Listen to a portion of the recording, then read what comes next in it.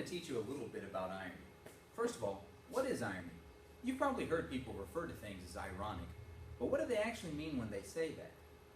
Irony seems to be one of those words that people like to use even when they're not completely sure as to what it means. Well, as it turns out, it makes perfect sense for people to struggle when describing irony, because in literature, there are actually three types of irony. The first of which is called situational irony. Situational irony occurs when the actions taken by a person have the exact opposite effect of what was intended.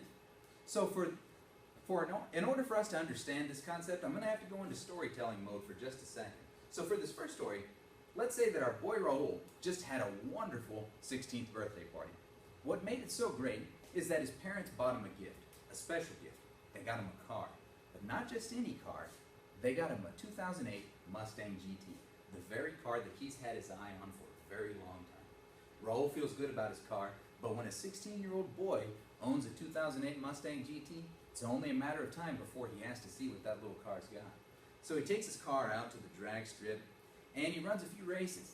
He wins most of them, but he still loses a couple. And Raul is a competitive guy. He doesn't ever want to lose anything.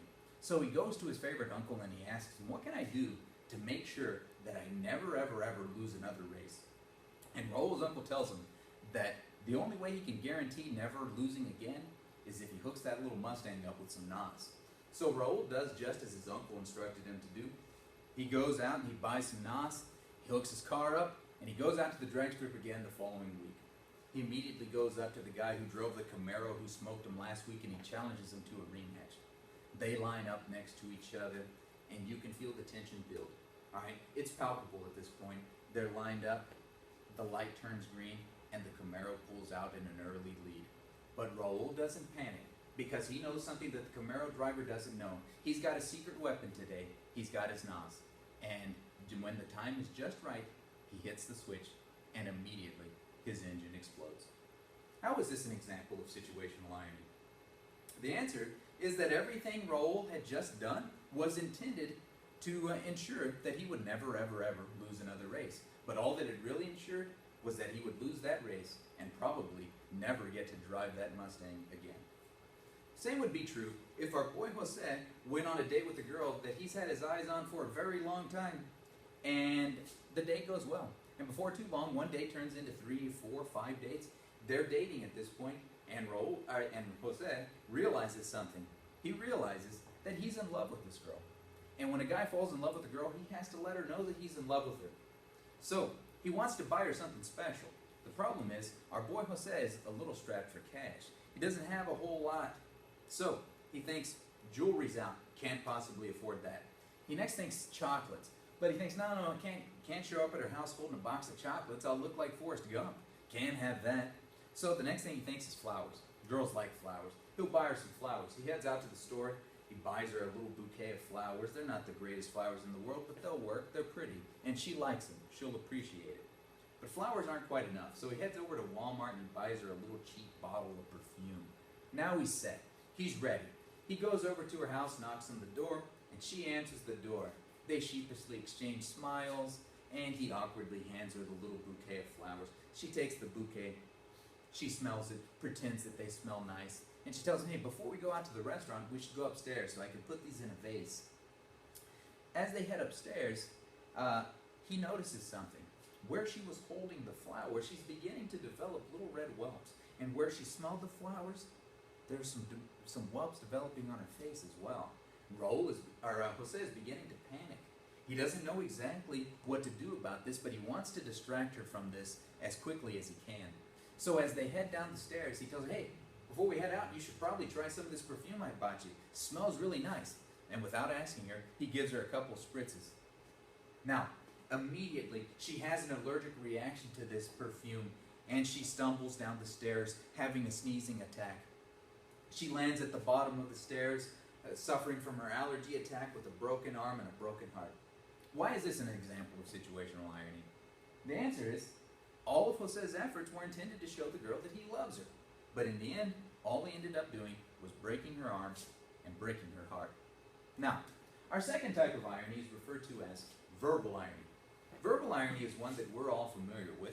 Because in the real world, outside of literature, we typically refer to it as sarcasm. Now, sarcasm is a favorite among mean girls. So for this one, we'll say that our girl Jeanette knows a girl at school that she absolutely hates. And I'm not talking she just hates this girl. We're talking about the kind of hatred to where when she sees her, she doesn't know if she should puke or punch this girl in the face.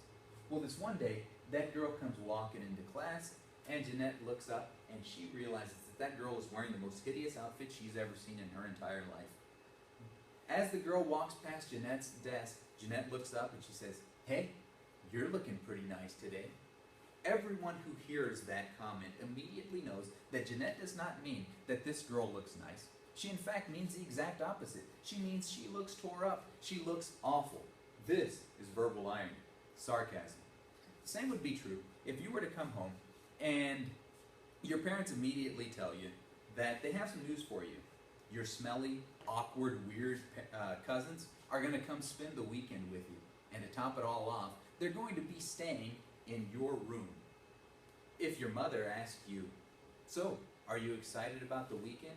and you responded, "Yeah, I'm thrilled," your mother and your father would immediately understand that you are not thrilled. You actually hate the idea. They understand that you're being sarcastic or using verbal irony. Now, our last type of irony is referred to as dramatic irony. Dramatic irony occurs when the audience is aware of things that certain characters are not aware of. This happens a lot in horror movies.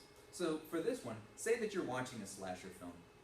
And in this slasher film, in the very opening scene, you meet this hot blonde girl, and she gets out of her car with a big bag of groceries, and she fumbles with the bag of groceries while she tries to have an awkward conversation on her cell phone. She's walking in towards her house at nighttime. Now, the camera follows her for just a bit, but shortly after they follow her, they cut to a scene inside of her kitchen.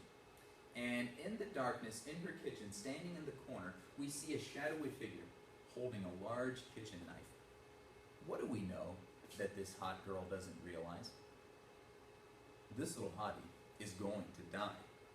The fact that we are aware of this and she is not creates dramatic irony. Now, another example of this would be found in the movie Titanic. In the movie Titanic, Jack and Rose meet each other on the boat and they begin to fall in love with each other. And before too long, they start making plans for the future. They know that they're in love and life is going to be good once they get off of this boat. But what do we know that Jack and Rose aren't aware of?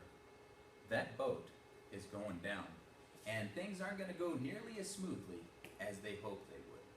The fact that we know that that ship is going to sink, but they do not, creates dramatic irony. So these are our three types of irony. Situational irony, where the actions taken by a person have the exact opposite effect of what was intended.